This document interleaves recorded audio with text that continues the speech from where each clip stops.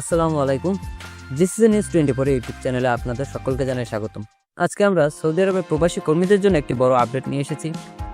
Saudi মানব সম্পদ মন্ত্রণালয় এক গুরুত্বপূর্ণ ঘোষণা করেছে যে সৌদি সরকার এখন থেকে প্রবাসীদের ক্ষতিপূরণ প্রদান করবে। এটি কোনো গুজব নয়, এটি একেবারে অফিসিয়াল খবর এবং আমরা আপনাদের সমস্ত বিস্তারিত জানিয়ে দেবো। চলুন তাহলে খবরের বিস্তারিত জেনে নেওয়া যাক।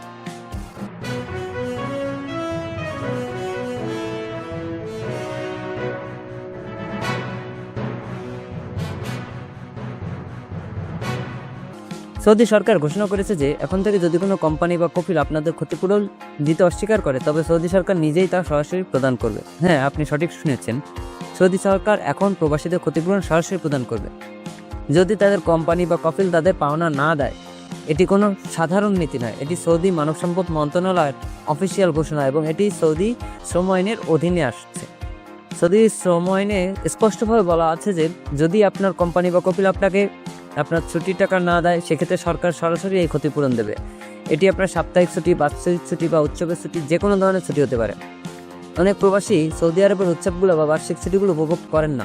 অনেক সময় তারা তাদের সাপ্তাহিক ছুটি বা বার্ষিক ছুটি ব্যবহার করেন না, কিংবা ন্যাশনাল ডে, ইন্ডিপেন্ডেন্স ডে বা অন্যান্য উৎসবের ছুটি পেলে সেটিও কাটান না।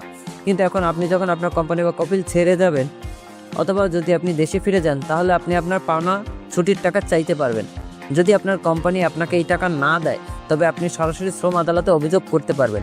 আদালতে অভিযোগ করার পর মানব সম্পদ মন্ত্রণালয় আপনার কেসটি পর্যালোচনা করবে। যদি তারা প্রমাণ পায় যে আপনি সত্যিই এই ছুটিগুলোর টাকা পাও না এবং আপনি আপনার কোম্পানি বা কফিল আপনাকে তা দেয়নি, তবে মন্ত্রণালয় সরাসরি আপনাকে এই ক্ষতিপূরণ দিবে।